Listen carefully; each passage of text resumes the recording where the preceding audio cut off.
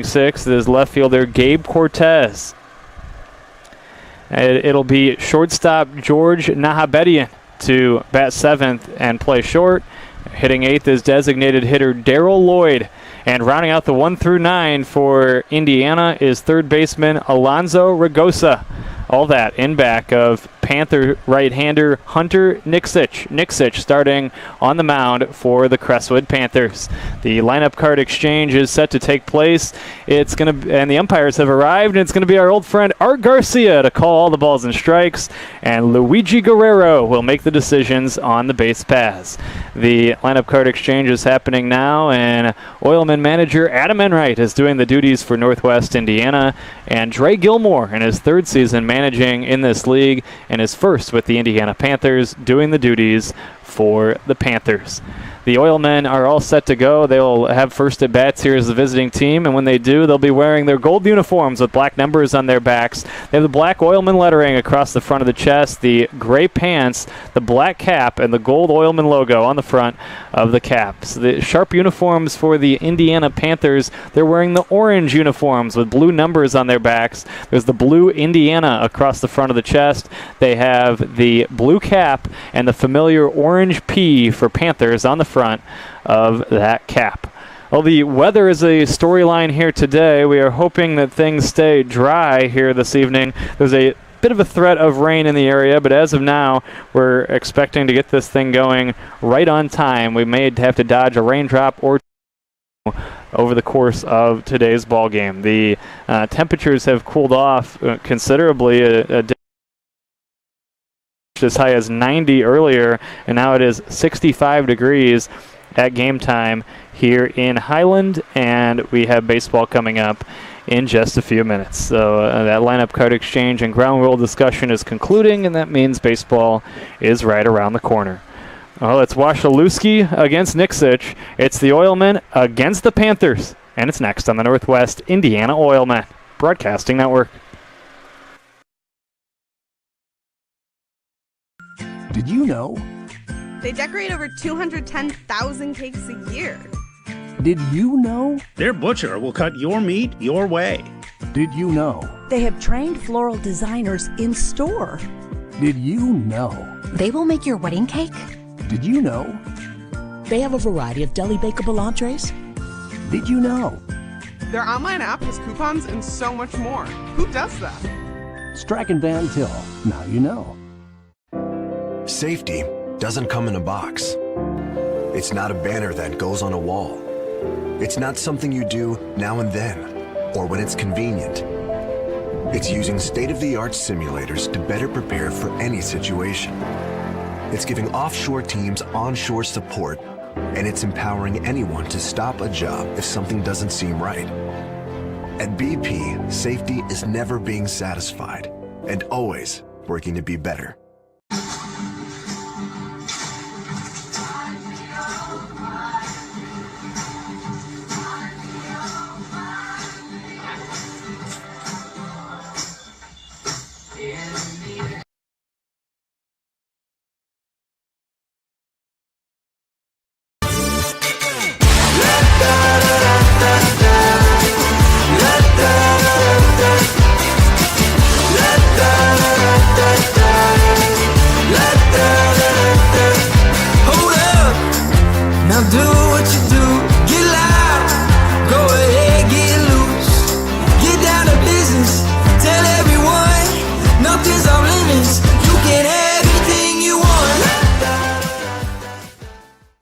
We don't go to the office, we build it. This is a truism with Ironworkers Local 395 and the Northwest Indiana Contractors Association. Our goal is to exceed our customers' expectations. We provide a skilled, OSHA-trained, drug-free workforce, as well as many other certifications from our 4-year training program. Every time you hire an ironworker from Local 395, you should feel confident that you are receiving highly trained, highly skilled, and drug-free journeymen and apprentices who take their job and your project seriously. For more information, contact us at 219-763-7900 or ironworkers395.com. Common for back patients to have a lot of questions, but at Midwest Orthopedic Specialty Hospital, we ask a lot of questions too. We want to know about their jobs, their hobbies, their lifestyle. Because spinal conditions are oftentimes complex and multifaceted, the best solutions take into account work and lifestyle. The spine is at the basis of everything that we do and who we are.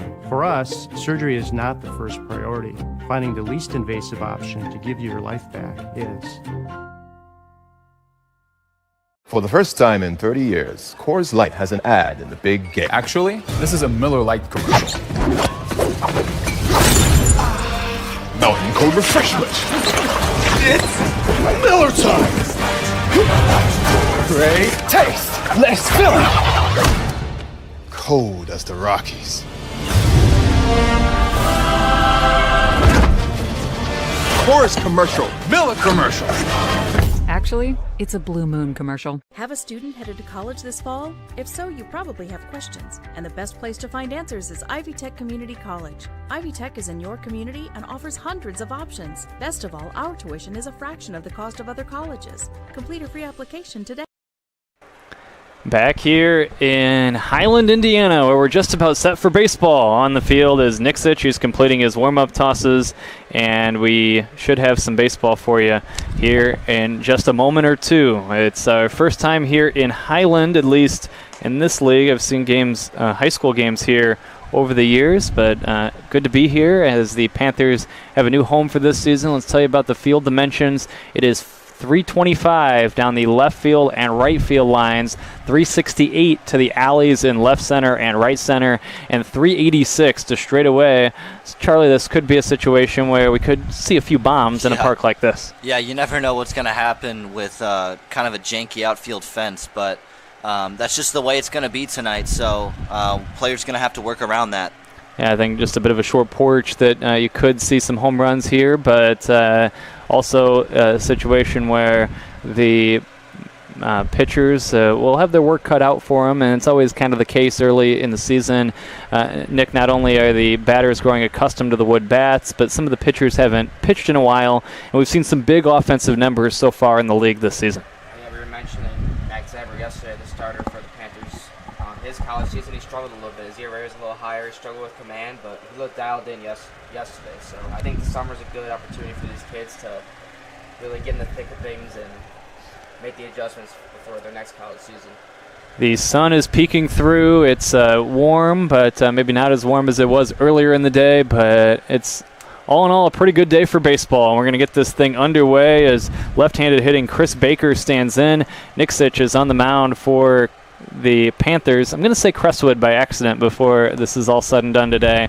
First pitch is downstairs for ball one. We're underway at 5:03 with a game time temperature of 63 degrees. 1 ball and no strikes on Chris Baker, who was 1 for 3 in his season debut. He did draw 4 walks, and he lifts this one foul off to the left and out of play, and the count is 1 ball and 1 strike. What are some keys today for Nick Sitch on the mound? Nick, this is a 3-pitch pitcher. He throws a fastball, changeup, and curveball, and he is currently uncommitted and joined the transfer portal. So I would say to show off all your stuff. These Oilmen can hit, as we mentioned. Believe in yourself, and you never know who's watching. This is low and inside for ball 2 on Baker. 2 balls and 1 strike. Yeah, you bring up a good point with, I think, the fluidity of college baseball these days. You end up with a lot of players in the league that are maybe transferring from one school to another and are kind of finding a home during the summer. This is low for a ball. So not only is this a place to just get work and to hone your craft, but it's also an opportunity to prove yourself during this summer season. And that's the case whether it's for the college players looking for their next home or the pro-level players looking for their next home, much like Chris Baker, Charlie, who takes high for ball 4. And we know how great of a leadoff hitter Chris Baker is. We saw last game he drew 4 walks, and he leads off this game with a base on balls. So that's just what he brings to the table every single game, and we saw that just now. Darion Mickle will bat next. First pitch to him is a called strike, and the count is 0-1 on Mickle. Panthers ran into some trouble yesterday with some stolen bases, and a lot of it was on the pitcher not giving him looks. So I like to see Nick keep the base runner honest here, especially the leadoff guy with good speed aboard. One is a pickoff throw to first. Diving back in head first safely there is Chris Baker. Yeah, Baker, a guy who will steal a base and has good speed, so important to keep him close.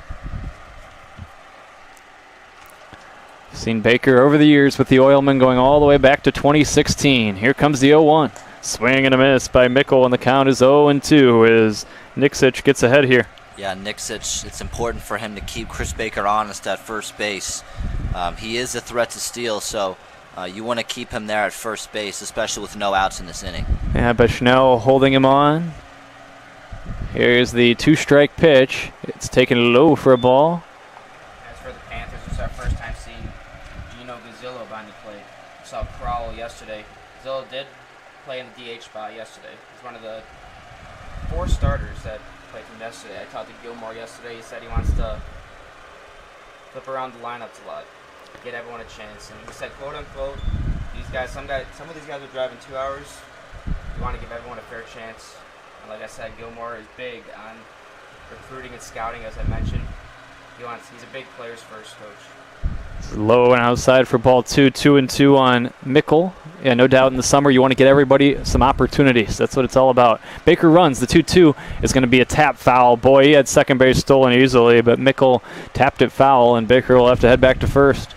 As you said, he had it easily, and I saw this a lot yesterday versus the Vikings. These guys are getting big jumps and perfect jumps on these Panthers pitchers. Nickens was doing a good job holding them close at first, but let him get away there, didn't give him any looks. He's got to be quicker with that delivery to the plate. See if Baker runs again on this 2-2 pitch. He's not running this time. The 2-2 is a check swing foul. Pitch was high and in, but a check for Mickle, and he fouled it up against the screen. Yeah, you're right, Charlie. He does have a really slow delivery. Thought he was showcasing a little slide step there, but high leg kick once again. And I think Chris Baker's taking notice of that as this at-bat progresses. Here comes the 2-2. This is a check swing, and he went too far. Boy, that's going to be strike 3. Art Garcia said Mickle went around.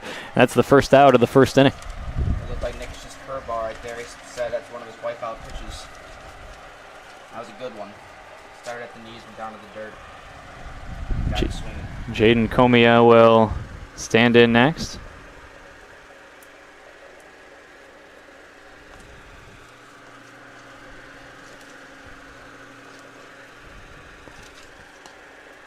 That's another pickoff attempt from Nixic. He's got to continue to do so. Chris Baker's looking to be aggressive. Here's the pitch. Baker runs, and he's going to steal second base here. Pitch was low and outside for ball 1. Baker very aggressive on the bases and got a pretty good jump again there, Nick, stealing the base. Oh, yeah. Not as good as the first one, but as you see, not even a throw. And hopefully Gilmore and Gazzillo as well talked to him a little bit at this inning. You got to keep these runners honest, especially a speedy Oilmen team at the top of the lineup. Swung on and fouled out a play right side, and the count is 1 ball and 1 strike on Comia. Jaden Comia has kind of been the strong point in this offense. .438 on base percentage. He homered in his last game, so he provides a spark offensively. 1 ball, 1 strike on Comia. This is taken high for a ball, 2-1. Yeah, hitting .357 here in the early going, and you mentioned he had one of the 2 Oilmen home runs that came as part of back-to-back jacks early in the game against Lake County. In fact, the first inning of the game against Lake County on Saturday. Here's the 2-1. It's a line drive foul on the count 2-2. I'd like to see Nikish go to that curveball again, especially to a hitter of Comia's caliber. Don't want to hang it, though. 2-2. Baker the lead at second. Base hit could give the Oilmen an early lead. Here comes the 2-2 to Comia. Swing and a miss. He went after a high, hard one, and that is strike 3. High and in fastball. He's got some velocity on it. He says he tops at 86. Really nothing Comia could have done there. Yeah, that was a strong fastball from Nixic. High in the zone. That's a tough pitch to hit. Now it'll be Emmanuel Scott with 2 outs and a runner at second base, and the inning will rest on his shoulders. Let's see if he can drive in the game's first run. Just underway here in Highland. Happy to have you with us. Here comes the first pitch. It's taken for a called strike, and the count 0-1. Baker, his patience and his speed playing a factor right away. He draws the walk. He eventually steals second. But back-to-back strikeouts by Nixich have created a situation where he could escape this inning. The 0-1 high and in for ball one. 1 ball, 1 strike. Nixich has a bright blue glove on the mound.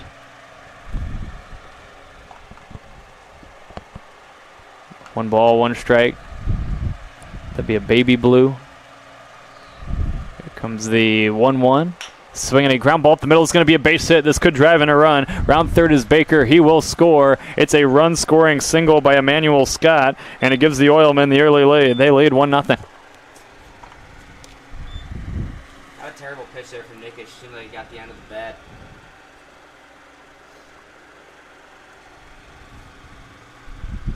So a run-scoring single makes it 1-0. It was kind of a slow roller up the middle past the mound. And now Logan Anderson will stand in with the Oilmen on top 1-0. It's a strike. You get 2 strikeouts, Nick, and then you get weak contact, just a little roller up the middle, but that's baseball as it goes as a 2-out hit. We saw that a lot yesterday, and one of my keys to the game that I haven't mentioned is good middle infield defense. Panthers have one of the younger middle infielders in the league, and they looked really sharp at some point, made some really good plays, and then they had some young rookie mistakes. So, and that goes for guys stealing too. I think that was a big reason for a lot of Vikings stolen bases yesterday. And they're 7-7 tie, by the way. A lot of controversy. We'll have more news on that. But here's the pitch swung on and fouled. Yeah, the game was suspended after 9, and they will finish that game out on Saturday, and they'll complete that one and then have a 7-inning game between those two teams as the season is off and rolling. So suspended games, so no wins or losses yet for the Indiana Panthers, and they'll get that one finished up later in the week. This is inside to Anderson. The count 1 ball and 2 strikes. Scott, an RBI single a moment ago to drive in the game's first run. Nixich trying to limit the damage to 1. And the stolen base by Chris Baker played a huge role in putting him into scoring position for that base hit. Now the runner goes, pitch high and in for ball 2. There's going to be another stolen base as Scott takes second. Obviously we know Baker can steal some bases. That just goes over how and emphasizes the point of you got to hold these runners. You can't let them go that easily. And a single turns into a run, and he could have easily been at first base. So Panthers got to keep an eye on that as the game progresses. And here's a pop fly on the infield. It's going to be caught by the second baseman in the inning ends. So the Oilmen steal 2 bases in the opening inning, and that helps them come away with a run. They do it on 1 hit and leave 1. After a half, it's the Oilmen 1 and the Panthers coming up on the Northwest Indiana Oilmen Broadcasting Network. Officially, it's a fridge full of beer. Unofficially, it's free AC. Coors Light, the official beer of everything unofficial. Safety doesn't come in a box. It's not a banner that goes on a wall. It's not something you do now and then, or when it's convenient. It's using state-of-the-art simulators to better prepare for any situation. It's giving offshore teams onshore support, and it's empowering anyone to stop a job if something doesn't seem right. At BP, safety is never being satisfied and always working to be better.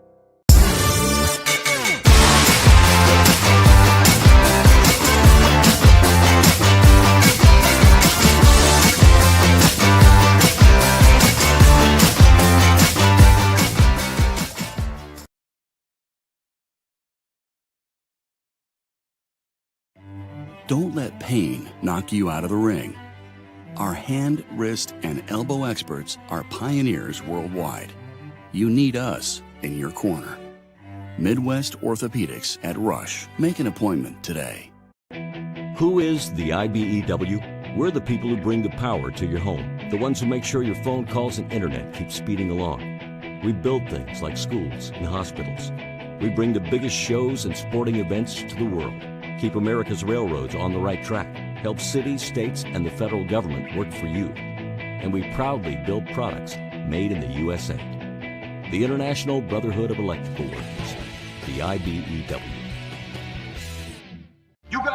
crushing it. See how 8 grams of healthy protein in Land of Frost premium meat gives you energy and keeps you full. Let's get those buns toasted and bread. Cheese, 10 more, go. I'm getting shredded. Make the smart choice. Land of Frost Premium Meat.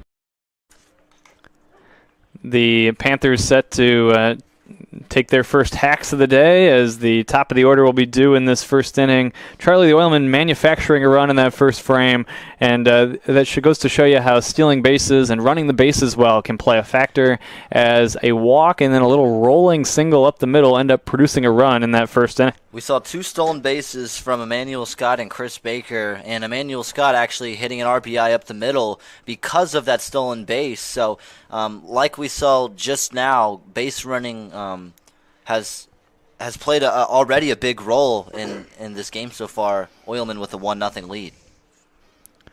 It'll be first pitch swing and a miss by John Michael Scamasi, who leads off for the Panthers, the second baseman. And the left-hander Wasilewski making his second start for the Oilmen. This pitch is low and outside for a ball, and the count evens out at a ball and a strike. Nick, what do the Panthers need to do offensively to be successful here today? And they did a good job yesterday offensively, and repeat that, obviously. And then, like I said, you saw the Oilmen do it. You got to get runners on any way they can. Top to bottom has to produce, get runners over, and try stealing some bases on your own. You know the Oilmen are going to do it. They're prone to doing it. You got to match them. 1 ball and 2 strikes. Here's a pitch low and in for a ball. It's 2-2. First look at Scamacci at second base. We had Rizzo yesterday. As you mentioned, Gilmore likes to switch up the lineups a little bit. Here's the 2-2 to him. It swung on and lifted in the air, foul off to the right and out of play. And the count remains 2 balls and 2 strikes on Wasilewski, or from Wasilewski, I should say, to Scamacci. The Oilman lefty making his second start. We'll talk more in just a moment about his first one. Here comes the 2-2 pitch. Swing and a miss for strike 3. Out on strikes is Scamacci for the first out of the first inning. Wasilewski looking sharp in the early going. Fastball, slider, change up his repertoire. Fastball sits 88 to 90, and there's 1 away here in the opening inning, Charlie, as Wasilewski looks to build on his opening night start against the Lake County Corn Dogs. Yeah, he looks good so far. He has the talent. He just struggled on opening night. 4 innings pitched, 6 earned runs. He had a rough opening day, but as the season goes on, he's going to be that number 1 guy that manager Adam Enright looks for. So we're going to see how he performs tonight in his second stint. Lefty throwing 88 is not something you want to see as an opposing team. So these Panthers hitters need to get on time early, maybe see the ball deep, look opposite field. 2-0 on Daniel Gay. This is taken high for a ball. 3-0. This was the issue on opening night. He was not hit hard by any means, but the reason he gave up 7 runs and 6 earned runs was he walked 6 and I believe hit 2 batters as well. Here comes the 3-0. This is taken for a strike, and the count 3-1. It catches the lower inner portion of the zone. It's 3-1 on Daniel Gay. Yeah, a big part of that opening series was the walks. On opening night, the Oilmen gave up 15 walks, and that's something that just cannot happen going forward. There's the first walk of the day as this pitch is low and inside to Gay, and the Panthers have a 1-out base runner here in the opening inning. There's the first walk of the day for Wasilewski, and now with the number 3 hitter, Josh Williams. No, this is not Josh Williams. Oh, yeah. We had a last second change you're not made aware of. No batting gloves, though. Here's a strike call in the count 0-1.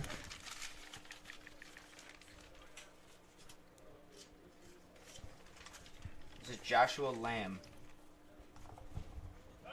Here's a pickoff throw to first. It's not in time. Catcher at Marion University. I don't know if he has any outfield experience because Williams was supposed to play right immediately. We'll see. We'll keep an eye on that next inning. Gray the lead at first. This is high for a ball. And the count is 1 ball and 1 strike.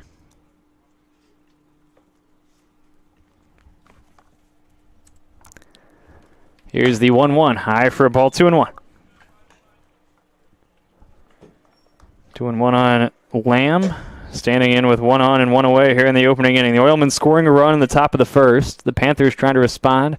Wasilewski issued a one-out walk a moment ago after the leadoff batter struck out. Here comes the 2-1 pitch, swing and a miss, and the count evens out at 2-2. Yeah, that fastball definitely has some speed on it. It's going to be a difficult time trying to time that fastball up.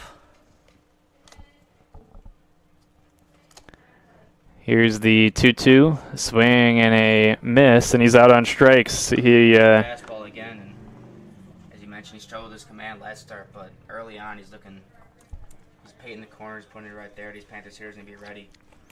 And nobody has put the ball in play against him through 3 batters, 2 strikeouts sandwiched around a base on balls. And now Bushnell will stand in for the Panthers. Here's the first pitch to him. It swung on and popped up.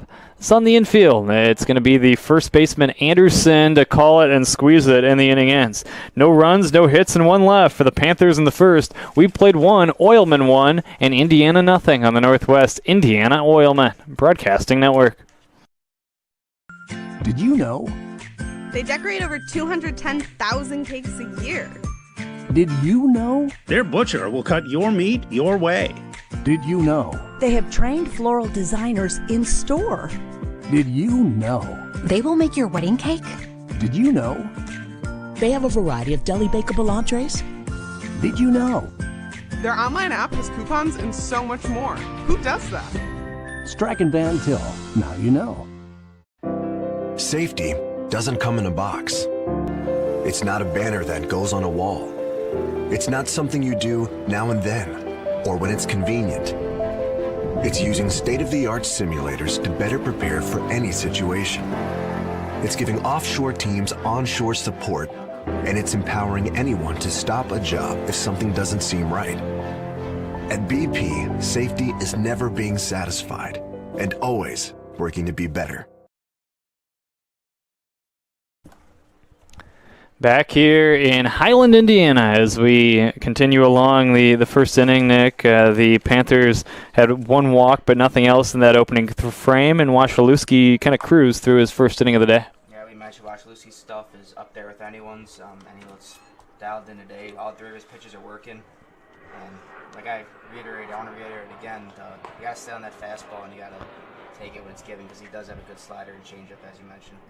Nixic pitched a pretty strong inning as well. He paid for the 1 walk, and the Oilman Charlie able to get on the board thanks to running the bases pretty well. 2 stolen bases in that opening inning. Yeah, we're going to see if they can continue to build on that. Getting 1 run in that first inning, and some new guys in the starting lineup that haven't played in these first 3 games. So getting the bats going for them is going to be interesting to see as this game goes along. Speaking of new guys, we had a little confusion. For Williams, was supposed to be in the 3 spot. We don't know what happened with that, but Joshua Lamb will be in right field. So Lamb plays right and hits third for the Indiana Panthers, and manager Dre Gilmore, who is in his 3rd season in the league, but his first with the Panthers. The Oilmen will have Ethan Rossi, the designated hitter, lead off this inning. He makes his Oilman debut right now, does Rossi, who attends UIC, a member of the Flames squad, was a freshman this season after graduating from Prospect High School in 2022. The Mount Prospect, Illinois native stands in. First pitch to him is swung on and lifted in the air, foul off to the right and out of play, and the count is no balls and a strike. Coming out swinging is Ethan Rossi, wasting no time. 0-1 on Rossi from Nixic, and the next offering is low and outside for a ball, 1 ball and 1 strike. Dre Gilmore managed the MCL Minutemen in the 2021 campaign, and then he was the manager of the Chicago American Giants a year ago. 1 ball and 1 strike on Rossi. Here's the pitch on the way, swinging a ground ball toward third. This is picked up by Ragosa. His throw to first is going to be just in time to nip a hustling Rossi at first base for the first out of the 2nd inning. Good powerful throw there from Ragosa. We saw Cinderelli make plays like that yesterday, so it looks like the Panthers have some pretty solid 3rd baseman depth. It was a long throw, and he got him by a big margin. I thought it'd be a closer play. Baranowski will step up to the plate next. Breck Baranowski will stand in. Panthers pitchers did a good job yesterday limiting the bottom of the order. The Southland Vikings. Baranowski hitting .250 over 2 games, takes a strike in the count 0-1. Baranowski has struck out in 6 of his 8 plate appearances. He has a single, a double, and all the rest have been strikeouts for the Oilman right fielder, but it's early in the year. No balls and a strike on him. Here's the pitch on the way from Nixic. A check swing on a breaking ball. He went too far, and it's strike 2. That was a good pitch by Nixic, fooling Baranowski, making him go on a check swing. When you have a guy that's been struggling, he's probably in his head thinking too much. You want to give him everything you got with all the pitches. So that was a good curveball, and see if he goes there again. 0-2 on Baranowski. Here's the 2-strike pitch. Swing and a miss. The pitch in the dirt. They'll throw to first to complete the putout, and will. And that strikeout is out number 2 here in inning number 2. Starting things off nicely here in the second inning for Hunter Nixic after giving up a run last inning. Ryan Little will be due next. Little stand-in with 2 outs and the base is clear. But talking about Dre Gilmore, third year in the league, and maybe some experience in the league will help him this season, Nick, as he tries to kind of turn it around in terms of his managerial teams. The teams he's managing's win total. He has not been in charge of very good teams the last 2 years with the Minutemen and the Giants, but a chance to have this Panthers team make some sort of noise in the Northern League. The 1-0, it's a bouncing ball toward the hole at short. It's going to be a base hit. It's out of the reach of the shortstop, Nahabedian, and this is a single into left with 2 outs here in the second. But we'll see if Dre can get things going a little bit for a Panthers team that is coming off missing the postseason a year ago as well. One thing Gilmore told me before the season started, he promised it actually, that his teams play hard. Like you said, he's been around the Northern League for a while. He's also a Prairie State associate head coach, and there's a couple Prairie State guys on this roster. He's big on familiarity. He's coached Gazillo. He's coached Naha at short, as well as a couple other guys. There's a wild pitch, allowing the runner to advance to second. Yeah, it's a ball Gazillo should have caught there. Times too. I don't know if he's getting crossed up with the pitch, but you can't keep giving away free bases. And now the Oilmen with 2 outs have a chance to score another run with a base hit, much like they did with a 2-out hit in the first. This is low and into Denty, who's having his first plate appearance in an Oilman uniform. Kevin Denty will be attending Valparaiso University. He has just graduated from high school, a 2023 Marian Catholic product and a native of Tinley Park, Illinois. He's set to play for the Beacons starting next season, and here he crushes one to right, pretty well hit. Could be trouble, and it is going to be trouble. It's going to clear the right field fence for a home run. 2-run home run, Kevin Denty, Little along for the ride, and the Oilmen have done all of their damage with 2 outs, and they lead the Panthers by a score of 3-0 after the long home run by Kevin Denty. It's a very impressive swing from a guy you said just graduated high school. I was gonna say that's the satisfying thing of the Northern League. You have guys that are in their upper 20s, and you have guys coming out of high school. That was a great swing there from Denty, especially as a 9-hitter. I haven't seen him play, but yeah, his right out of high school. You've just finished up your high school year. Manager Adam Enright puts you in that 9 spot in the order to kind of see what you're made of, and a 2-run home run off Nixic here in this second inning makes it 3-0 Oilmen. Baker takes outside for a ball, 1 ball and no strikes on Chris. Yeah, he cranked that over the right field fence. I think he saw a curveball and timed it up and just made the perfect contact. And that's got to feel good. Your first at bat in an Oilman uniform. Yeah, welcome to the Oilmen, Kevin Denty. Here comes the 1-0 to Baker. He takes low and in for ball 2.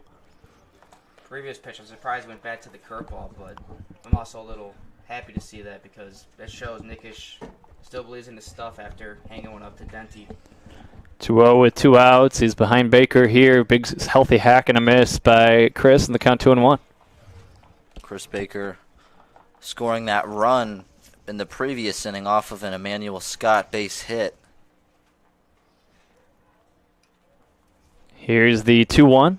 This is swung on and lifted in the air, foul off to the left, and the count 2 balls and 2 strikes on Baker. That's with 2 outs and the base is clear. But you like doing that when it's because your 9-man hit a home run. Yeah. 2-2, the count on Baker. Here comes Nixich back, and the 2-2 offering. It's taken for ball 3. We go full at 3-2. And curveball hasn't looked so solid this inning. That was a kind of a lazy one. Not much break to it. Let's see Nixich follow through a little bit more like he did in the first inning. 3 balls and 2 strikes, the count on Baker. Here comes the payoff pitch. It's taken high for ball 4. Baker works the walk. He has worked already 6 walks, and this is just the second inning of his second in this season. Career record holder in base on balls keeps padding that total, and he's aboard with 2 outs here in the second. Yeah, it's such a dynamic hitter. He's got speed, and he has a good stroke, but the fact that he can work a walk is pretty much makes him the ideal leadoff hitter for this Oilman team. And this one gets away from the catcher. It's going to be a pass ball, allowing Baker to go down to second. So he will advance to second safely. And now, once again, a base hit could drive in a run. When free bases have been given up in these past 2 innings, and it's not going to win you a baseball game. You have to be stricter as an infield, and the pitcher-catcher duo has to try a little bit harder to not give up as many bases as they have been given up. Runner on second, 2 balls and no strikes. The count on Mickle. Here comes the 2-0. It's taken for a strike, and the count is 2-1. And Gazzillo and Nixich are trying to get on the same page in terms of Gazzillo successfully receiving the pitches from Nixich, as this one got away as well. I was going to say Gazzillo, for whatever reason, having a really hard time framing these balls up. And that looked like another fastball. He's just having trouble with the fastballs, too. So something you can't have happen. You got to clean up, especially with that speedy runner that's in scoring position.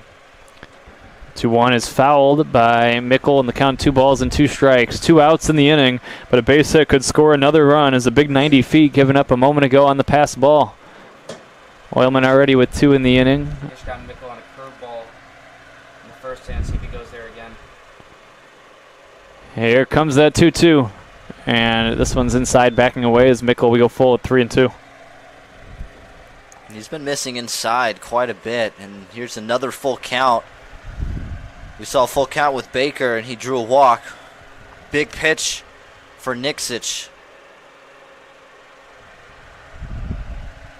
Here's the payoff pitch. This is swung on and lined softly. The left side is going to be a base hit, left field. Baker around third. He's going to try to score. There could be a play. No throw made. RBI single for Darian Mickle. It drives in a run as Baker comes in and scores. And the Oilmen have scored 3 times, and it all started with 2 outs and nobody on base here in this second inning.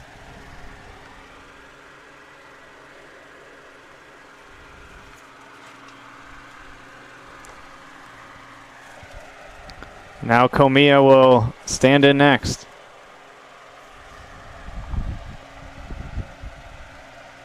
Comia will try to keep the line moving. Here's a pitch to him. It's swung on and fouled out of play right side. It's 0-1. Yeah, Jaden Comia. Oh, and here's we're going to have a meeting on the mound. Rough start for the Panthers defense. Yeah, what do you think the message is here, Nick, as Dre Gilmore comes out to have a word with Nixich?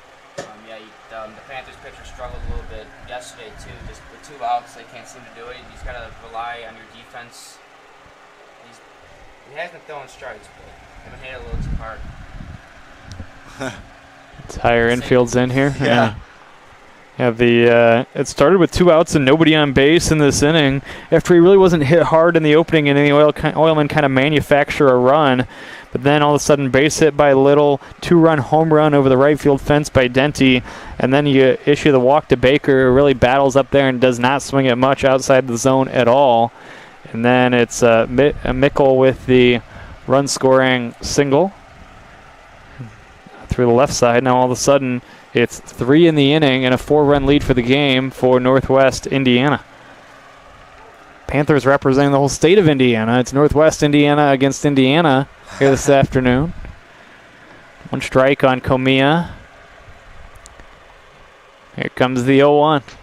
This is low and outside for a ball, 1-1. and I think they're just going to try to get Nixich through this second inning. There's 2 outs. You don't want to pull a guy with 2 outs in the inning this early in the ball game. You just played yesterday, and early in the summer, there's not always a ton of pitching ready to roll. This is swung on and popped up in foul ground. Gozillo, the catcher, will make the catch, and the inning ends. But not before damage done. As the Oilmen score 3 times, they do it on 3 hits and leave 1. After an inning and a half, it's Northwest Indiana 4 and the Panthers nothing on the Northwest Indiana Oilmen Broadcasting Network.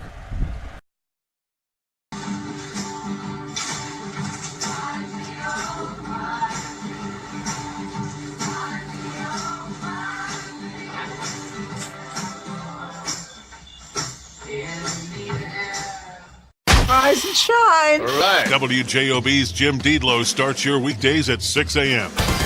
Jed in the region. And be sure to follow us on Facebook. WJOB, AM 1230 and 104.7 FM. We don't go to the office. We build it. This is a truism with Ironworkers Local 395 and the Northwest Indiana Contractors Association. Our goal is to exceed our customers' expectations. We provide a skilled, OSHA-trained, drug-free workforce, as well as many other certifications from our 4-year training program. Every time you hire an iron worker from Local 395, you should feel confident that you are receiving highly trained, highly skilled, and drug-free journeymen and apprentices who take their job and your project seriously. For more information, contact us at 219-763-7900 or ironworkers395.com. Well, the Oilmen a 3 spot in the top of the second inning. They've expanded their lead to 4-0 over the Indiana Panthers.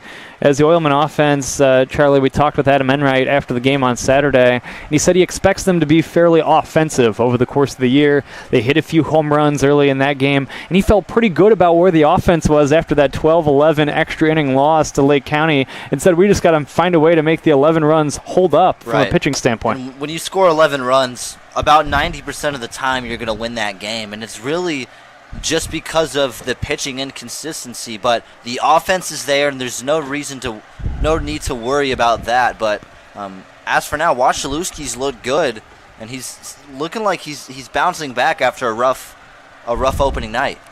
Here's the strike 1 pitch to Scott, swing and a miss. He impressed me on opening night. He just didn't throw enough strikes, but his stuff is really going to play here in the Northern League this summer. And I think as long as he puts it over the plate, teams are not going to have an easy time hitting against him. The 0-2 is going to be taken for strike 3 called. Out on strikes is Scott for the first out of the 3rd inning. That was quick. There from Gozillo, and I was going to say yesterday he impressed me. He had some really good swings on the ball. An RBI ground out and a sac fly, and he even got robbed from left field. So didn't have really any hits to show for it, but had a pair of RBIs. He's a Prairie State guy, as you mentioned. DeAndre Gilmore, associate head coach there, and he's working his 2nd start in a row in this early young season. So Gozillo strikes out looking, and now it's Gabe Cortez standing in. He swings and misses, and Wasilewski's ahead of Cortez. No balls and 1 strike. And coming back here is Wasilewski, and the 0-1 pitch. Swinging a foul back to the screen. The count 0-2 on Gabe Cortez. And if I'm Wasilewski, I'm going to keep going back to that fastball. It's been proven to be a difficult pitch to hit early on in this game. If you can mix in a nice curveball, but predominantly fastball, it's worked nicely for him so far. 0-2, 1 out. Here comes the 0-1. This is a high fastball on the count 1-2, or that was the 0-2. Now it's 1-2. So right there, Charlie went back to the fastball, and Wasilewski's been great with getting ahead of hitters. He has 4 strikeouts to show for it. Yeah, great point. Pitch low for a ball. It's been a 180 difference in terms of his last outing. He has been in control and getting ahead early in counts so far here today. And it helps when your team is ahead as well. Yeah. 3 strikeouts, not force 4 burger. And here's the 2-2. This is high for a ball. high and tight on Cortez. The count goes full at 3-2. Several of these players have been in the league. Gazillo's one who's been with Dre Gilmore at every stop, with the Minutemen, with the Giants, and now with the Panthers. Cortez has been around the league in the past as well. Here's the payoff pitch. This is high for ball 4, so he lost him there. He was ahead in that count, but eventually Cortez works the walk, and now there's a runner on with one away here in inning number 2. Wasn't going to be easy the entire time, but yeah, Wasilewski just lost Cortez. Just couldn't find the zone after he was ahead. Good spot here for George Naha. He impressed me yesterday. Went 2 for 3. He actually batted 8th yesterday. Already getting rewarded, going one spot up in the lineup. George Nahabedian, he looks at strike 1 and the count 0-1. 1 out, 1 on. Here's the 0-1. This is taken for strike 2 called, and the count 0-2. Wasilewski ahead again. Great frame job by Emmanuel Scott after once again a fastball in the zone. Here's the 0-2 pitch on the way. It's swung on and ripped foul. It remains no balls and 2 strikes. It's a bit of a disadvantage for the Panthers base runners with a lefty on the mound. Kind of hard to get a comfortable, aggressive lead. Now this might be something small, but Chris Baker standing more in right center, and I think that's a smart thing to do. These guys are going to be late on these fastballs, and you want to be there in the outfield. Yeah. Swing and a miss. This was low and in the dirt, and he went after one, and that is the 4th strikeout recorded by Wasilewski in the 2nd out of the 2nd inning. Now it'll be Darrell Lloyd due up as he stands in, 2 outs, and a runner on first base. 4-0 the score in favor of the Oilmen. The designated hitter in this Panthers lineup. Darrell Lloyd, I saw him yesterday as a pinch hitter. He hit in the left side, the one switch hitter on this Panthers team. Getting the start today. Switch hitting is very hard to do. You don't see it as much anymore as you once did. In some ways, as Lloyd bats with a count of 0-1, it's kind of a lost art. Here comes the set and the 0-1 pitch. It's taken high and outside, and the count is 1-1. A lot of times you see it from guys kind of in that leadoff spot at the top of the order. But Darrell Lloyd, switch hitter.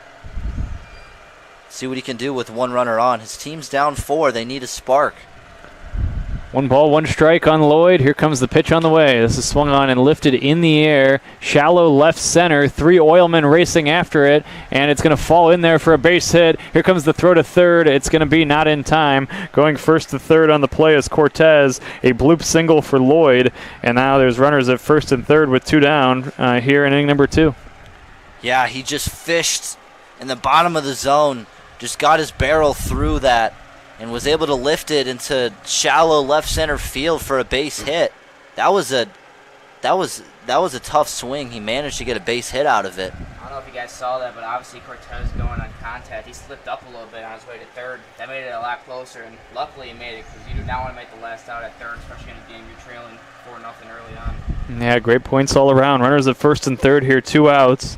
A hit, a walk, and 2 strikeouts in this inning.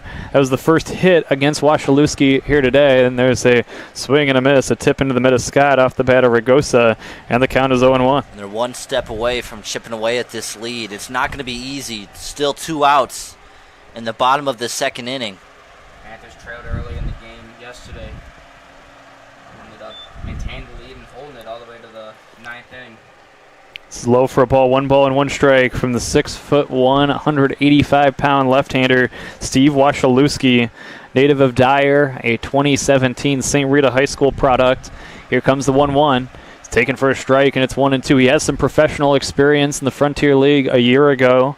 He is he grad transferred to Ball State after most of his career at Kansas, and he's finished up his college tenure. The lefty Wasilewski comes back. The 1-2 is taken for strike 3 called. All 3 outs coming via the strikeout in that inning. The Panthers no runs on 1 hit and 2 left after 2. Oilmen 4, Panthers nothing on the Northwest Indiana Oilmen Broadcasting Network. First time in 30 years, Coors Light has an ad in the big game. Actually, this is a Miller Lite commercial. Mountain Cold Refreshment. It's Miller time! Great taste. Let's fill it. Cold as the Rockies.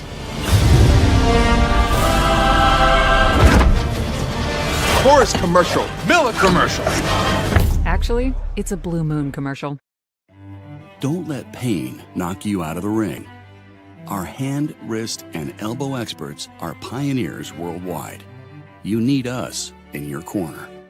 Midwest Orthopedics at Rush. Make an appointment today. BP's natural gas teams use smart app technology to share data from any well instantly, so they can analyze trends and stop potential problems in their tracks, because safety is never being satisfied and always working to be better. Good to have you with us as we continue along on the Oilmen Broadcasting Network. Happy to have all of you in our listening and viewing audience here on an overcast but dry day in Highland, Indiana, as the Panthers will stick with Nixich to begin this third inning. The Oilmen work their way into a bit of a jam, but 3 strikeouts from Wasilewski, Charlie, in the last half inning allows him to put up a 0 in that frame. Yeah, Wasilewski he had a runner in scoring position after a base hit from Lloyd, but able to get out of that inning with a 3-pitch strikeout, kind of putting a stamp to end that second inning, and it's still 4-0. Manuel Scott had his 3rd hit of the season earlier. It was an RBI single, kind of a ground ball through the center of the diamond that came with 2 outs in that first inning. It was his 2nd RBI of the year as well. He was just 2 for 13 coming into play today at 154 in terms of batting average, but uniquely he had walked 4 times and scored 5 times. Every time he had been on base coming into play today, he had scored. Here is a swing and a miss by Scott in the count 0-1. Yeah, and he might not have the greatest start hitting-wise, but he knows how to get on base, and he still is a guy with tons of power in his swing, so you need him in the bulk of that lineup. It's the 0-1 low and in for a ball, 1 ball and 1 strike. This is the first night of the season where it's a busy night in the Northern League. Every team is in action. It's the Vikings and Generals facing off a bit later on. 1 ball and 1 strike on Scott. Here's the pitch on the way low and outside. The count 2-1. And the Elkhart County Miracle playing their first home game in the history of the franchise as we welcome them to the Northern League. The Miracle are hosting last year's newcomers and last year's champions, the Lake County Corn Dogs, out in Napanee here this evening. The Panthers will see their first look at the Miracle tomorrow at their home ballpark. This is low and outside, 3 balls and a strike on Scott. With the Corn Dogs, though, 3-0. You guys have seen them in action live, taking on your Oilmen. They seem like they're no championship hangover for them earlier on in the season. This is the 3-1. It's low for ball 4, a leadoff walk. Yeah, they have a lot of pieces back. Charlie, as we got the chance to see them from that team a year ago that won the Northern League title. And the Corn Dogs, it's early, but they look like the team to beat in this league again over the weekend. Yeah, they're deep. They have great depth with their pitching staff. They can hit the ball. It's a great ballpark experience too. They're a good team once again this year, and early, like you said, it's early on, but they might be the team to beat once again. A lot of enthusiasm from their fan base after winning the league title a year ago. This is fouled away. Maybe even a cowbell or 2 out there in Crown Point for that opening series. Oilmen and Corn Dogs got a little head start of the season, and I'm starting to see, I think that's their first game in, 3 days for the Oilmen? Yeah, the Oilmen last played on Saturday. They needed to get that rust off, and they've been looking sharp, firing on all cylinders at the beginning of this game. Logan Anderson batting with a count of 0 balls and 1 strike. The Grand Valley State Laker swings and lifts this one in the air. Back on it was Gay. Now he comes in, and the center fielder is right underneath it as he gloves it for the first out of the 3rd inning, and Rossi will stand in next. Yeah, offensively, Nick, the Oilmen losing the first game 13-9, and the final game in 10 innings 12-11. The middle score was 7-3, but 2 of those 3 games, those are run totals that need to be wins if you're the Oilmen. Yep, and I did the math yesterday. They gave up 32 runs in just 3 games. You can't win too many games, let alone series with that. So, right. Like you mentioned, the Oilmen pitching staff is going to be a key point for this year. We know they can hit. This is Paul One. I think Adam Enright has developed and recruited a very strong pitching staff. I think it's only a matter of time before they're clicking, and so far so good here tonight in terms of signs of Wasilewski turning it around after his first out. Wisniewski already with 5 strikeouts, and I think it's worth noting that the majority of this Panthers team, if not all of them, are D3 JUCO players, and now they're taking on a lefty that's throwing upper 80s at the D1 level, so something they're not used to, and it's kind of showing to start off this game. 1 ball, 1 strike on Rossi. Here comes the 1-1. This is swung on and grounded to the left side. It's going to be fielded in the hole at short by Nahabedi, and he throws wildly to second base. And now advancing to third on this play is going to be Scott. So the runners end up at first and third. Safe at first was Rossi, and then an error allows Scott to advance to third on this play. That's what I mentioned at the beginning of the game. Middle infield needs to be better. We saw that a couple times, just turning seemingly simple double plays and turning into that. It looked like a ball that the second baseman could have caught too, but needs to be a better throw, needs to be better on both sides of the base. That was Skumechi at second base. So now runners are at first and third. Pitch is taken for a strike by Baranowski, and the count is 0-1. Yeah, you cannot afford easy outs like that to be errors, and now Emmanuel Scott just 90 feet away from extending this lead. Just 1 out here in the top of this 3rd inning. Here's the pitch to Baranowski. This is a wild pitch. It gets away, and a run's going to come in and score. So Scott will score on the wild pitch. Rossi also moves up to second base on the play, and the Oilmen have added to the lead. It is 5-0.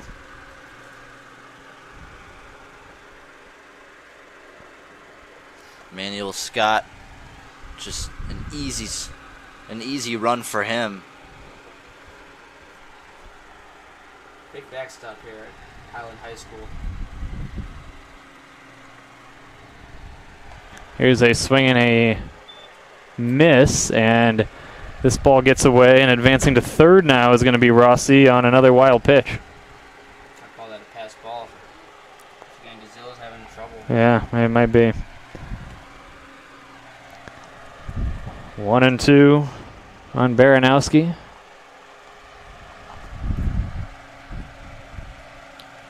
Here comes the 1-2. This is low and outside for a ball. It evens out at 2 balls and 2 strikes. Pass balls and wild pitches have kind of been an ongoing occurrence for the Panthers. That's a big reason why they're down 5-0 and counting. 2-2, the count on Baranowski. Here comes the 2-2 pitch. Swinging a grounder foul left side, and it remains 2 balls and 2 strikes on Baranowski. 1 out. There was the misplay at second base when Nahabedian went to short, and the throw ended up in the outfield. That allowed Scott to end up at third base. He eventually comes in and scores as the pitch got away, and now Rossi goes all the way to third base himself. Baranowski batting with a count of 2-2. 5-0 Oilmen. Here's a swing and a miss. He changed speeds on him, and out in front was Baranowski. He's out on strikes for the 2nd time today. Two gone here in the 3rd. You mentioned Baranowski has some strikeout trouble. That's 0-2 with 2 strikeouts, and Nikic went to his wipeout pitch, and that's a big strikeout too. Now it gets you out of this inning. As for Baranowski, you just want to put a ball in the air in the outfield or put it up the middle for driving a run. They're not a good at bat. I'm a struggling hitter. This is low and outside. Now the throw toward third is going to be not in time. The runner at third, Rossi, saw that this ball got away from Gazillo, the catcher. The pitch was in the dirt, but Gazillo was able to get enough of it to make sure it didn't get too far away. Then he tracked it down and threw to third toward Rossi, where he was able to scamper back to the bag safely. It's 2 good stops in a row there from Gazillo, saving a run. Pleasant to see after struggles in the previous innings. Yeah, Nikic continues to struggle with his command. That easily could have been another pass ball. 1 ball and no strikes the count. 2 outs. Here's the 1-0. Taken for a strike, and the count is 1 ball and 1 strike on Little. Ryan Little singled his last time up. Singled to left. 1-1 here with 2 outs and a man at third. It's swing and a miss, and the count 1-2. Big moment here as Nixich can ill afford to allow another run to cross in this spot. Especially with the guy on deck, Denty. We saw him turn on a fastball for the first home run in this ballpark in Northern history. 1-2. Here's the set from Nixich and the 1-2 pitch. This is taken inside for a ball. We go even at 2 balls and 2 strikes. Curveballs in a row there from Nixich. Let's see if he goes another one here. 2 strikes. Yeah, needs this out. 2-2. 2 outs, 5-0 the score. Here's the 2-2 pitch. Swing and a miss. And did he get a piece? Yes, he did. It was a tip. Unable to hang on to it was Gazzillo. And just able to stay alive was Little. Yeah, that could have been strike number 3. Just right out of the catcher's mitt. 2-2 with 2 down. 5-0 Oilmen as they have scored once in this inning and look to add to the lead. They've scored at least one in every frame. We're in the third in Highland. Here comes the 2-2. Swinging a tapper foul again. Little just able to stay alive. Great job from Little. That was a really good pitch there. I don't know how he got a piece of that. Almost in the other batter spots, curving downwards towards the dirt. Looking to make something out of this at bat after a key swing to stay alive. He's battling right now. 2-2 on Ryan Little. Here comes Nixich back. And he's ready for the 2-2 pitch. This is swung on and lifted in the air, right side on the infield. It's going to be the first baseman Bushnell to make the catch, and the inning ends. So the Oilmen eke out a run. They end up leaving one at third base. They were the beneficiary of an error and a walk as well, and several wild pitches and pass balls in that frame. After 2.5, it's 5-0 Oilmen on the Northwest Indiana Oilmen Broadcasting Network. Did you know? They decorate over 210,000 cakes a year. Did you know? Their butcher will cut your meat your way. Did you know? They have trained floral designers in store. Did you know? They will make your wedding cake. Did you know? They have a variety of deli bakeable entrees. Did you know? Their online app has coupons and so much more. Who does that? Strack and Van Til. Now you know.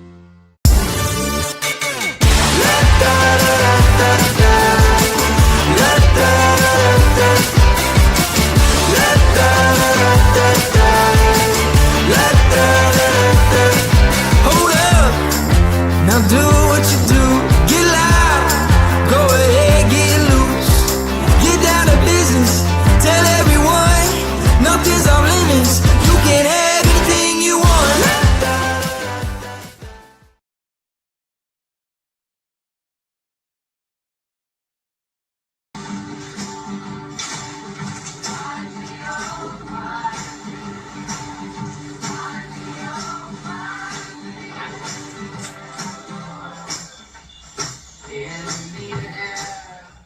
There's a shortage of roofers across the country.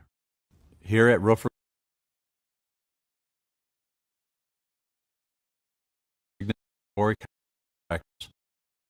in need, and it's our job to provide that workforce. We are looking for people that are self-motivated, people that are reliable, people that are willing to give. We move to the last of inning number 3. Wasilewski back out for another frame of work. He'll face the top of the Panther order. First pitch here is looked at for ball 1, and the count 1 ball and no strikes by Skumeshi, who is the leadoff man for the Indiana Panthers. Working quickly as Wasilewski, the 1-0, is fouled over our heads and up against the screen, and the count 1-1. To see Skumeshi set the tone here as the Panthers have yet to get the leadoff guy of the inning on. Panthers a year ago went 17-26. They were one of the 2 teams left out of the Northern League playoffs as they finished in 5th place. Here's the 1-1, swinging a tapper foul. The only team they were ahead of in the standings was Dre Gilmore's Chicago American Giants. The Giants went 9-35 last season and finished in 6th, also missing the Northern League playoffs. 1 ball and 2 strikes. The count on Skumeshi here in inning number 3. Here's Wasilewski's 1-2. High, hard one, and it's 2-2. Wasilewski, 2 scoreless innings in the first and second, looking to do the same in this third inning to protect that 5-0 lead. This is high for a ball. It's 3 balls and 2 strikes as Wasilewski sees it slip to a full count. Now a big pitch coming up. Here's the payoff pitch. Swing and a miss. A tip into the mitt of Scott, and that is strike 3. Scamacia has struck out twice, and he's the first out of the third inning.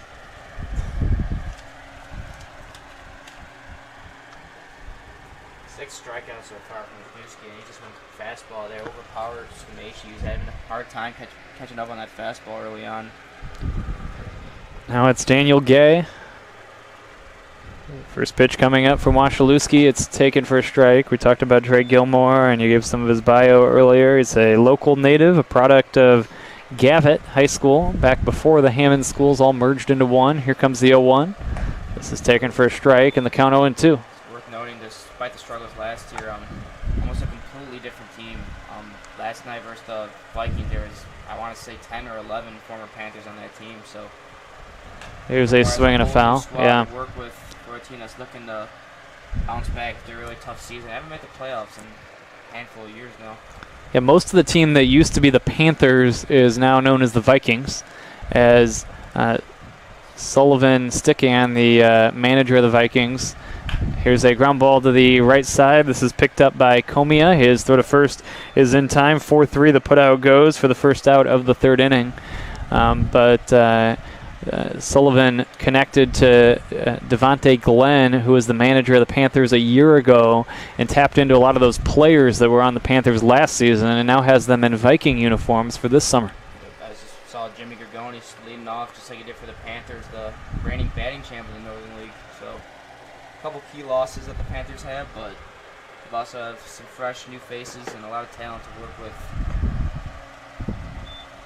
Like I mentioned, a lot of mistakes that cost them last year were bullpen and defense. There were games they made up to 5 or 6 errors, and we've seen that a little bit early on, but the hitting's been a lot better. I think they're a deeper squad this year. Last year, they were kind of a top-heavy team, in my opinion. And yesterday night, we saw a bunch of different guys doing a lot of different things. That's what they need. They need 1 through 9 production. Everyone needs to have a role in that team, move runners over, get guys on. And 7 runs, you can't really complain with that. And run production, obviously, an important factor as well. Here's a swing and a miss, and the count 1-2. 1 ball, 2 strikes on Lamb. Here's the 1-2 pitch to him. High for a ball. And the count evens out at 2 balls and 2 strikes. 2-2, 2 down, 5-0 the score as we play inning number 3. Here's the 2-2 pitch. Swing and a miss for strike 3. 1, 2, 3. Go the Panthers in the third. Wasilewski puts a 0 on the board for the third straight inning. We've played 3. It's the Oilmen 5 and the Panthers 0 on the Northwest Indiana Oilmen Broadcasting Network.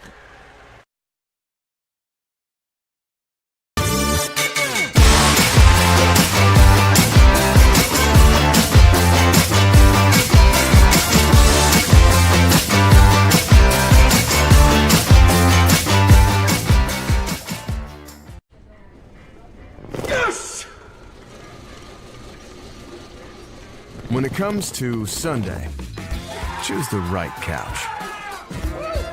Here's to the original light beer. It's Miller time. Have a student headed to college this fall? If so, you probably have questions, and the best place to find answers is Ivy Tech Community College. Ivy Tech is in your community and offers hundreds of options. Best of all, our tuition is a fraction of the cost of other colleges. Complete a free application today. Remember, everyone, tune in from 3 to 5 p.m. Monday through Friday for the Region Rush Hour with Tony Panic and Sam Michael. Well, Sam Michael and Tony Panic. Well, yeah, Tony Panic, you know, we'll talk about it. Tune in, everybody. Back we are here in Highland. 5-0 is the score in favor of the Oilmen. The Oilmen offense has done some good work in every inning, Charlie, but I think maybe the story of the day, even beyond that, is Steve Wasilewski. He's put up 3 zeros so far. Yeah, Steve Wasilewski has looked great so far this evening. He looks confident out there. His fastball has been accurate. The off-speed's been working. Really, everything has been going right for Steve Wasilewski. And then on the flip side, the Oilmen have looked great offensively. We've seen a home run already from Kevin Denny in his first Oilman at bat.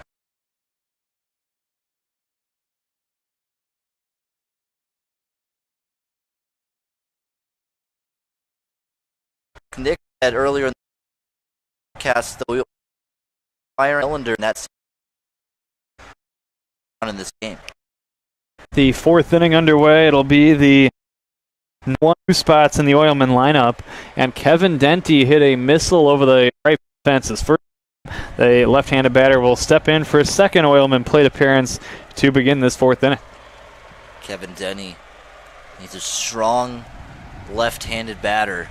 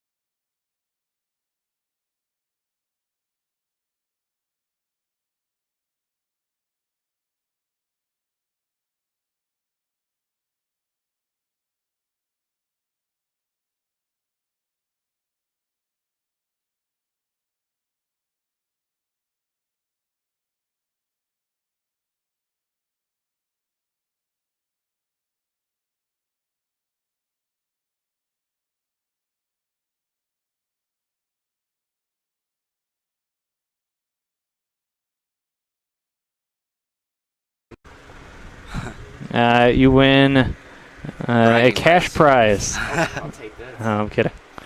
Denny stands in with a count of 1-1.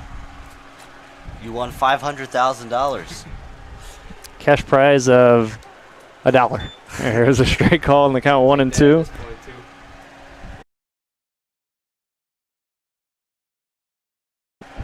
It'll be provided by Zach Carr. 1 ball and 2 strikes. Start putting wagers on these trivia games. This is taken high for a ball on the count 2 and 2. Actually, I misread that. There were 2 zeros after that. Zach, that's generous of you to offer to pay Nick $100 for that. 2 balls and 2 strikes on Denty. Here's the 2-2. Swinging a ground ball to the right side, picked up by the first baseman, Bushnell. He takes it to first unassisted as a run comes in and scores. Give Denty an RBI as he's been active throughout the day.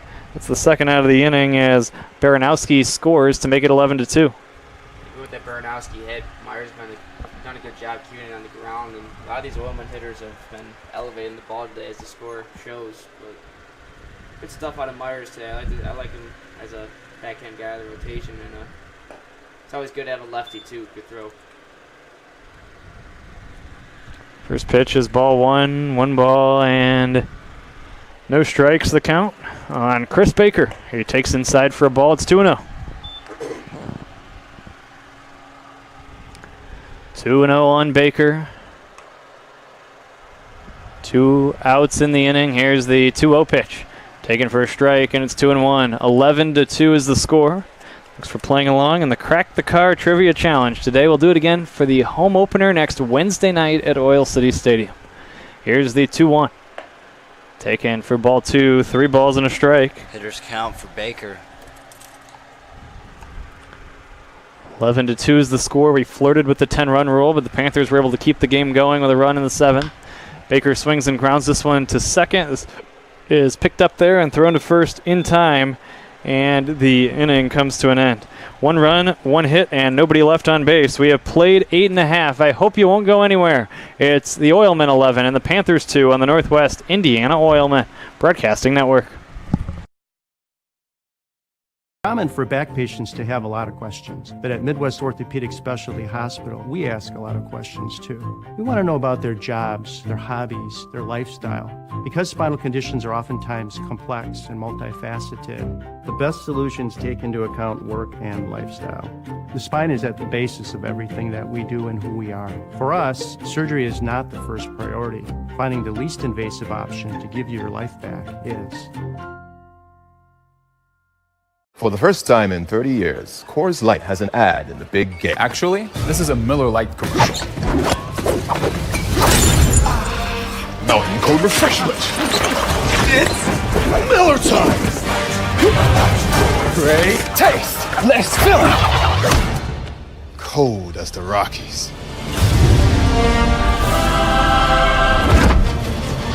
Coors commercial. Miller commercial. Actually, it's a Blue Moon commercial. Have a student headed to college this fall? If so, you probably have questions. And the best place to find answers is Ivy Tech Community College. Ivy Tech is in your community and offers hundreds of options. Best of all, our tuition is a fraction of the cost of other colleges. Complete a free application today.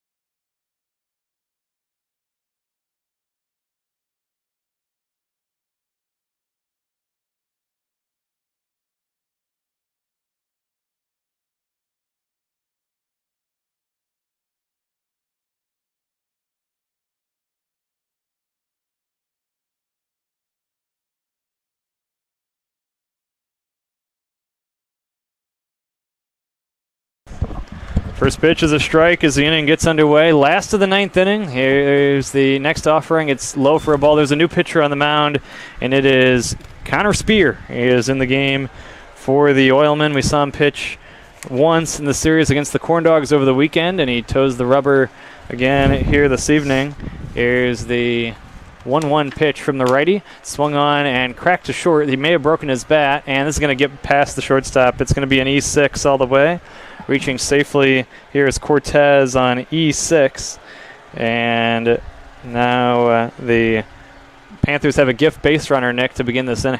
Another guy with hard velo coming out of the Oilmen pen, and obviously hasn't been a fun day for Panthers hitters, but I think this is a great learning curve for them. Like I said, a lot of them are younger, and facing these caliber pitchers is big for the season and for their development as well. And scoreboard says doesn't shout out anything good, but they put up a couple runs in the late innings, and you got to build off that some way somehow. It's a long season. Yeah, it's something to build off of. They were shut out for the majority of this game, but you string together a few runs to end the game, and something you can kind of look forward to. And you saw a home run from one of your guys, and it's not all bad tonight. Sunlop takes a strike, 1 ball and 1 strike. Spear trying to finish things. The Oilmen a 9-run lead in the 9th. The rain has subsided. It's turned into a really pleasant night for baseball here in Highland. Swinging a chopper foul in the count. Here's 1-2. We talked about the stretch ahead for the Oilmen. Nick, what's coming up for the Panthers here as we forge ahead this week? Tomorrow we're at the Miracle. We're going to get our first look at that. Yeah. And then we have a tough game versus the Corn Dogs back here at Highland. And then we also we're going to have a busy day Saturday. We're going to see the Vikings a lot. We mentioned the first game yesterday. Ended up in a tie, a little bit of confusion with the score, so we're going to have to remake that. But we also have a 1 p.m. showdown with them. We don't know which one's going to come first yet, but make sure to follow us on social media, and we'll have you know when we can. Low for a ball here, 2-2, swing and a miss. A tip into the mid of Scott, and that is strike 3. So Sunlop is out on strikes for the first out of the 9th inning. And E6 allowed Cortez to reach. Now Johnny Crowell will bat for the second time today. He singled his first time back in the 7th and eventually scored the run with two outs in that 7th that extended this game. There were 2 outs and nobody on base with the Panthers down by 10. But instead they eked out that run scored by Crowell, and here's the first pitch to him. It's low for a ball, 1 ball and no strikes. You know what? With 1 out in the bottom of this 9th inning, why not score another run? I mean, it seems like the bats are starting to get going these past 3 innings. The Panthers just won, and Coach Gilmore would agree. Just good at bats, don't even look at the scoreboard. Right. There's a strike call, and that's 1 ball and 1 strike on Crowell. We're only 2 games in, but we've seen pretty much everyone from a hitting and pitching standpoint, so I think things are going to get a lot more smoother for DeAndre Gilmore and the Panthers. A better idea of his players, because a lot of these guys are new and they're seeing them play for the first time. It's never easy as a manager to coach a bunch of guys, not know who are your starters, who are your relievers. And so we saw that a little bit with the Oilmen the first 3 games. But after the first week and a half, after the first few games, everything's going to start to settle in. And this is kind of just a learning process as we've come to know. A tough challenge for the Panthers. I had a feeling the Oilmen were going to come out far in all cylinders. They got those 3 games off their belt with a very, very good Corn Dog team. Swing and a miss by Crowell. He's out on strikes. 2 outs and a runner on first. Recover, and they're looking good. And just like the Panthers, you've seen a lot of their guys too, especially from the pitching side. And it'll be Ragosa with 2 outs and the man at first base. 11-2 the score in favor of the Oilmen. They scored 3 in the 2nd, 4 in inning number 6. They had single tallies and a variety of other frames, and just been consistent, putting up runs in the majority of the innings here tonight. They had a 10-0 lead before the Panthers cracked the scoreboard. Single tallies in the 7th and 8th for the Indiana Panthers. And the Oilmen won in the top of this inning to make it 11-2. The final out being seeked here by Spear, and the pitch downstairs for ball 1 on Ragosa. Only been to 2 ballparks so far, but I want to say this new home field might be one of the more hitter-friendly ballparks in. Like Yankee Stadium. There's no doubt. Like you said, we've seen 3 homers, and I was just at the Southline Vikings Stadium. As I said, I don't think anyone's hitting out there. 1 ball, 1 strike. Here, I should say. Yeah, certainly. 400 straight center and 330, 335 in the corners. Yeah, this is definitely a hitter-friendly ballpark, as we've seen. 1-1, 2 outs. Final hope for the Panthers. The 1-1 is taken for a strike, and it's 1 ball and 2 strikes. Spear trying to put away Ragosa. He's trying to record a third straight strikeout after Cortez reached on E6 to start this inning. 1-2 with 2 down. Zach's going to have the postgame show for you here coming up. Here comes the 1-2. Swinging a check swing, ground ball toward first. This is going to be fielded by Anderson. He'll kick the cushion, and that's the way this one comes to a close. The Oilmen have beaten the Indiana Panthers, spoiling the home opener for the Panthers, winning this one here today by a score of 11-2. I want to thank everybody involved with our broadcast.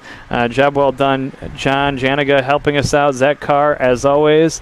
For Nick Kane and for Charlie Harris, Brandon Vickery saying, I hope you enjoyed. The guys will have it for you. Charlie will call the game on Saturday. That's right. Beginning at 4:50 Central Time, 5 o'clock Central, the first pitch, Oilmen and Miracle. And then I will talk to you next in the home opener in about a week, 1 week from today, in fact, at Oil City Stadium. So again, thanks to everybody involved in our broadcast. I'm Brandon Vickery saying, I hope you enjoyed, and please stay tuned. Zach's going to have the postgame show for you tonight when we come back on the Northwest Indiana Oilmen Broadcasting Network. Officially, it's a fridge full of beer. Unofficially, it's free AC. Coors Light, the official beer of everything unofficial. Safety doesn't come in a box. It's not a banner that goes on a wall. It's not something you do now and then, or when it's convenient. It's using state-of-the-art simulators to better prepare for any situation. It's giving offshore teams onshore support, and it's empowering anyone to stop a job if something doesn't seem right. At BP, safety is never being satisfied and always working to be better.